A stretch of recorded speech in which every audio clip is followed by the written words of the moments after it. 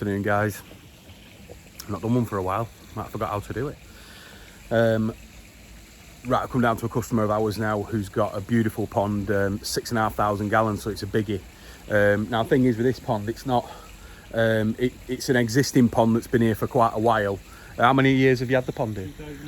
2002. So it's been hard for Chris to retrofit the pond, but he's done a fantastic job of doing it. So the pond it's running on 2 bottom drains, which are on one side, and then he's running also a skimmer. So because the way that the pond was first originally built, Chris had no choice but to go straight into. He's had to join the bottom drains together, and they go into an old Nexus, one of the original 300s, one of the 300 series Nexus, which he's doing a fantastic job still. He's doing an absolutely brilliant job, and one of his latest additions.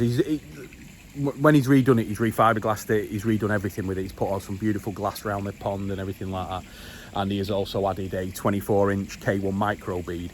So for 6,500 gallons, I mean, and it's running really well. Fish are doing great. I've just come down really now to do a quick scrape on the fish, but thankfully there's nothing on there. And have a look to where Chris is going to put a heater on the system. So we're just checking where that can go. But yeah, apart from that, we'll get cracking and we'll have a look at the pond. And there it is. Like I say, it's 6,500 gallons.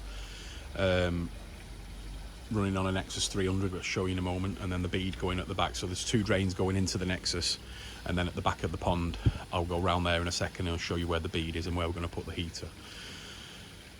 Now, unfortunately, with the garden, there's nothing you can do. Leaves are plenty, but you know, this time of year with a lot of ponds, they struggle with the leaves. You know, it's ridiculous really, and especially around this area, there's a lot of leaves. But so you can see a few that are on the bottom of the pond. It doesn't affect the clarity. Now there's 2 return lines coming back in off the Nexus, and then are you just going straight into the blade, or have you got another return as well? There's another return below the blade as well. Right, so on the bead filter, he's running through the blade via the skimmer, which is over there, one of our in-wall skimmers, and then he's got a separate return as well. So he can shut the blade off and just run a return in. So there's technically 3 returns coming back into the pond when the blade's off, but then there's a blade as well. So if we can have a look down here. Here's a 24-inch K1 micro bead.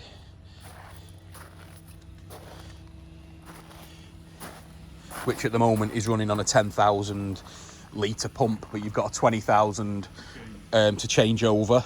When he's got time, but I've been taking up all his time of late, so but yeah, so there's the bead running into the back of there, and there's also another return there going back into the pond.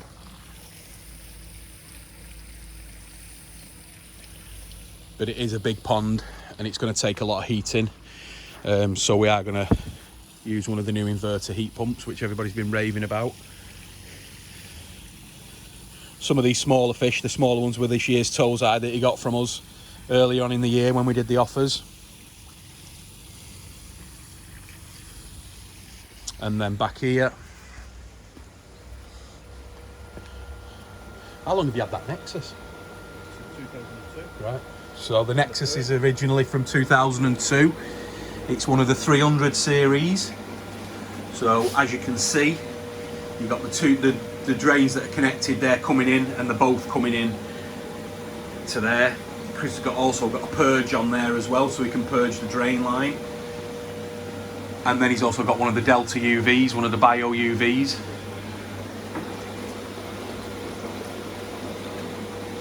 And there's the Nexus. There's the 20,000 pump that he's going to change over onto the bead. For now he's got the 2 vari pumps running, which are doing really well.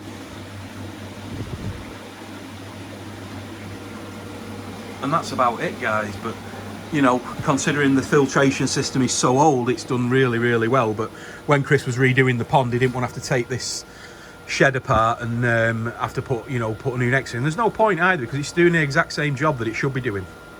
So it really is coming on well. So it's an 18-year-old filter system, still running as good as it was when he first got it. I mean, the water's lovely and clear. I'll do an underwater shot in a second, but it's coming on really, really well.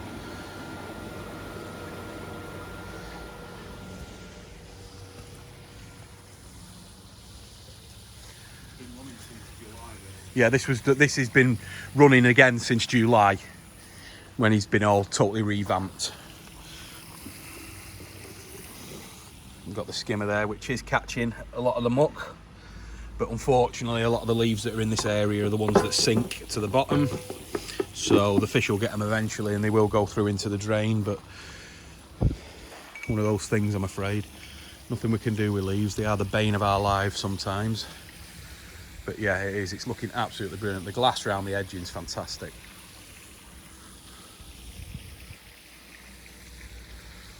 And then it curves up at the top.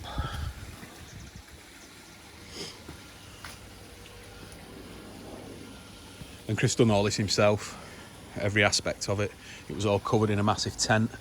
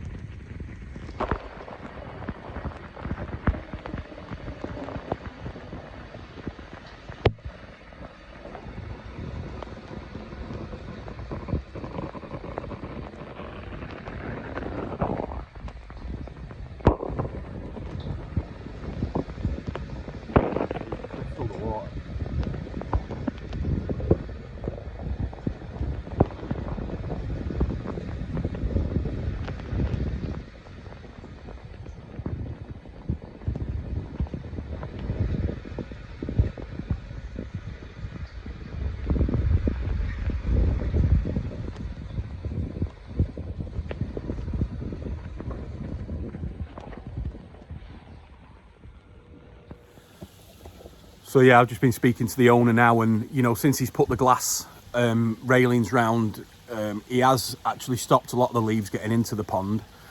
So it has served a really good purpose, and it's also good for chilling. It's not as, it won't chill the water.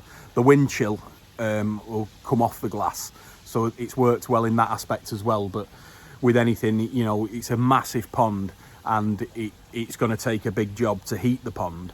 But again, like we've just been having the conversation, I've said it many times before, we're not talking about wanting to boil the water or keep it at stupid temperatures. We're just bothered about keeping a stable environment for the fish. So even if he sets the heater at 8, 9, 10, it doesn't matter, but as long as that thermostat stays at that temperature, then like the day today, it's been a glorious sunshiny day, but tonight it'll go freezing, and that's the problem. So you could have a drop of 5 degrees overnight, which the fish do not appreciate at all. They don't like anything like that, and that's one of the reasons why we do put heaters on ponds. It's not to have the water boiling or anything like that.